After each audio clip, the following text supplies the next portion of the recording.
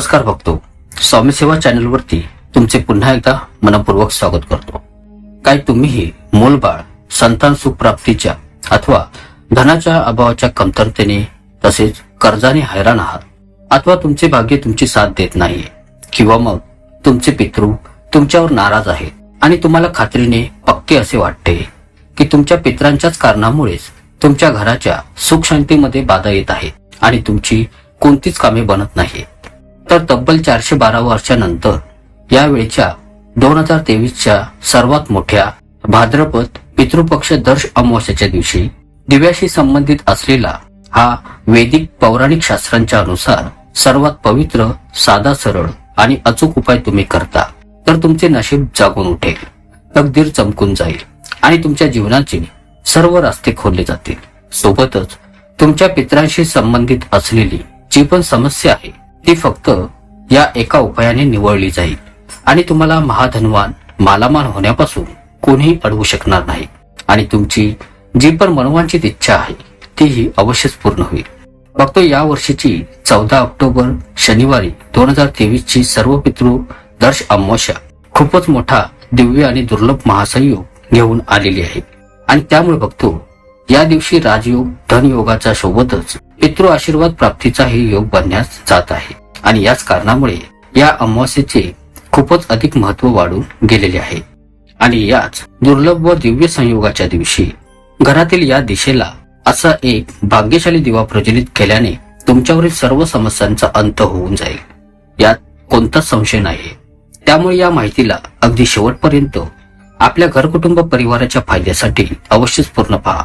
सोबतच आपल्या प्रिय इष्टदेवतेचे नाव त्वरितच टाईप करा।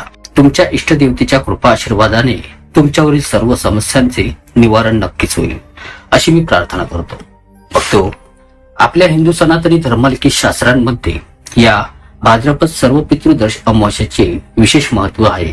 पंचांगाच्या अनुसार 13 ऑक्टोबर शुक्रवार आज रात्री 9:51 पासून सुरू होईल आणि दुसऱ्या दिवशी 14 ऑक्टोबर शनिवार 2023 ला रात्री 11:25 हिची समाप्ती होईल। बघतो हिंदू धर्मांच्या मान्यतेनुसार भाद्रपद अमावस्येच्या दरम्यान मृत्यूचे देवता श्री यमराज महाराज सर्व आत्मांना या पृथ्वी तलावर पाठवितात आणि या सर्व आत्मा आपल्या परिजनांकडून आपल्या हेतूच्या तर्पणासाठी येतात। मान्यता अशी आहे की या भाद्रपद सर्व पितृ अमावस्येच्या दिवशी आपल्या पितरांच्या नावाने घरामध्ये या ठिकाणी एक दिवा प्रज्वलित केला जाईल, तर त्या घराचे पितृगण अतिप्रसन्न होतात आणि आपल्या परिजनांना सुख आणि संपन्नतेचा आशीर्वाद प्रदान करतात। मानले जाते की ज्या घरी वेळोवेळी पितरांना मान दिला जात नसेल तर त्यांना शांती मिळत नाही आणि ते त्या घरावर कायम नाराज राहतात। आणि असेही मानले जाते की ज्यांचे पितृ नाराज असतात त्यांना भयंकर पितृदोष लागतो आणि याच पितृदोषाला सर्वात जटिल कुंडली दोषांपैकी एक मानला जातो। ज्यांच्यावर हा पितृदोष लागलेला असतो अशांना कोणत्याही क्षेत्रांमध्ये सफलतेचे यश मिळत नाही आणि त्यामुळे त्यांना आयुष्यभर दुःख, कष्ट व पीडांच्या त्रासांना सामोरे जावे लागत असते। तर बघतो हा भाद्रपद सर्व पितृ अमावस्येचा दिवस पितरांना प्रसन्न करण्यासाठीचा सर्वात खास दिवस मानलेला आहे असे शास्त्रांमध्ये वर्णन आहे। त्यामुळे या दिवशी तुम्ही छोट्या छोट्या कर्मकांड उपायांना करून तुमच्या पितरांना प्रसन्न करू शकता आणि त्यांचा शुभ आशीर्वाद प्राप्त करून घेऊ शकता।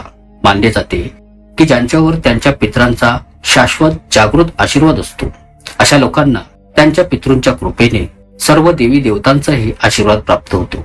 तर आजच्या या व्हिडिओमध्ये मी तुम्हाला भाद्रपद सर्व पितृ अमावस्येच्या दिवशी केला जाणारा एक खूपच प्राचीन पण फारच साधा, सरळ आणि प्रभावशाली उपाय सांगण्यात जात आहे। या उपायास केल्याने तुमचे पितृ तृप्त होऊन जातात, ते अतिप्रसन्न होतात, त्यामुळे तुम्हाला पितरांचा आशीर्वाद प्राप्त होतो आणि पितरांच्या आशीर्वाद कृपेने पितृदोषापासून मुक्ती मिळून जाते। त्यामुळे पुढे तुमची बिघडलेली कामेही बनू लागतात, जीवनामध्ये खुशी, सुख, समृद्धी येते आणि प्रत्येक क्षेत्रामध्ये निश्चितच यश मिळत जाते। त्यामुळे बघतो या उपायास योग्य व अचूक प्रकारे करण्यासाठी तुम्ही या व्हिडिओला अगदी ध्यान देऊन शेवटपर्यंत अवश्य पहा। या तर मग चालून घेऊयात त्या उपायाच्या बाबतीत। तर पहा बघतो या उपायास करतेवेळी पावित्र्याचे विशेष ध्यान ठेवा। जर तुम्ही सकाळी आंघोळ केली असेल तर रात्रीच्या वेळी अगदी चांगल्या प्रकारे स्वच्छ हातपाय धुवून घ्या आणि स्वच्छ सफेद अथवा पिवळे वस्त्र धारण करूनच तुम्ही हा उपाय करायचा आहे. या उपाय करण्यासाठी तुम्हाला एक दिव्याची आवश्यकता आहे. हा दिवा कोणताही चालू शकतो, मग तो धातूचा, मातीचा अथवा पिठाचा असा कोणताही चालेल. आणि जर तुम्ही पिठाचा दिवा घेत असाल तर हा दिवा शुद्ध पाणी मिसळून मीठ न वापरता बनवण्यात आलेला असा पिठाचाच दिवा तुम्ही घ्यावा. या दिव्यामध्ये कापसाची वात वापरा, त्यात शुद्ध तूप घाला आणि जर तूप नसेल तर तुम्ही राईचेही तेल वापरू शकता, परंतु बाकी दुसऱ्या कोणत्याच तेलाचा प्रयोग करू नये. हा दिवा तुम्हाला सूर्यास्तावेळी म्हणजेच रात्रीच्याच वेळी प्रज्वलित करायचा आहे.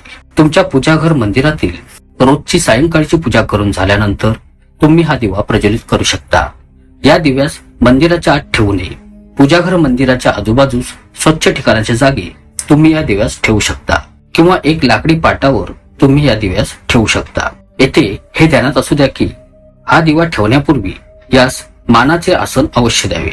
म्हणजेच की या दिव्याखाली थोडीशी अक्षता, थोडेसे अखंड तांदूळ अवश्य ठेवा. त्यानंतर यावरच या दिव्यास तुम्ही ठेवा आणि दिवा प्रज्वलित करा.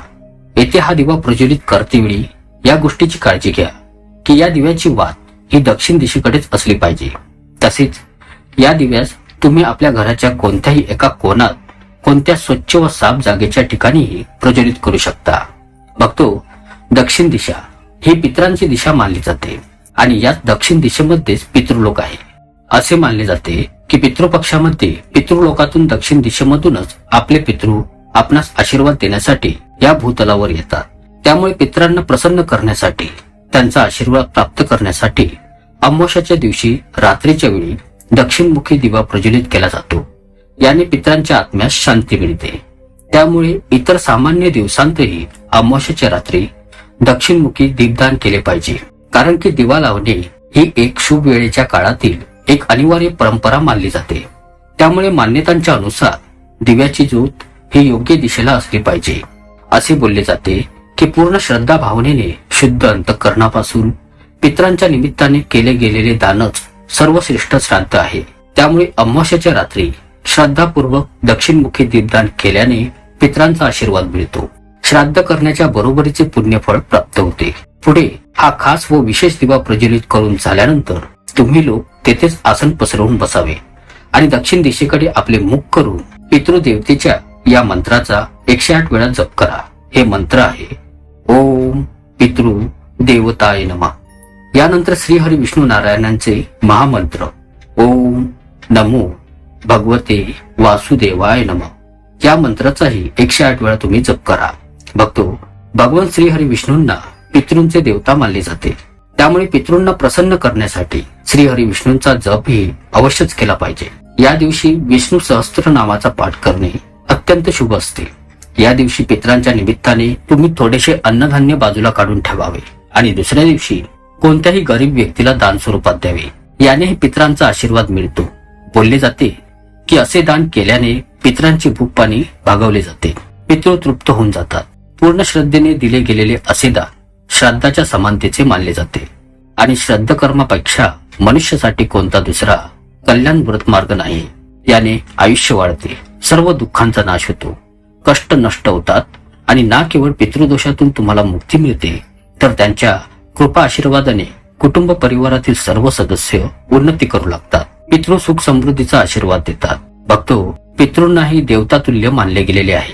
त्यामुळे यांच्यामध्येही देवी देवतांप्रमाणे आशीर्वाद देण्याची क्षमता असते. त्यामुळे या उपायाच्या पूजन मंत्र जपास केल्यानंतर श्री हरी विष्णू आणि माता राणी श्री धनलक्ष्मीलाही नमस्कार करा आणि त्यांच्यापाशी आपल्या पितरांच्या आत्म्यांच्या शांतीसाठी प्रार्थना करा. यानंतर तुम्ही तुमच्या पितरांचे आणि कुळदेवतेचे स्मरण करून त्यांना नमस्कार करा.